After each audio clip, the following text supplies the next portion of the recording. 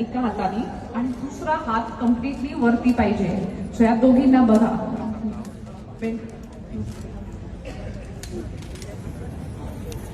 हा, कम्प्लिटली खाली वाकायला बघा. होल्ड करा. 5 4 3 2 1. सेम पायाला टच करतोय आपण. वरती या.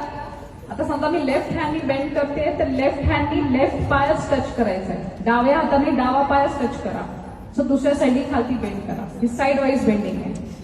होल्ड करा. हो, आपण पोचत नाही आहोत, पोचू आपण खाली.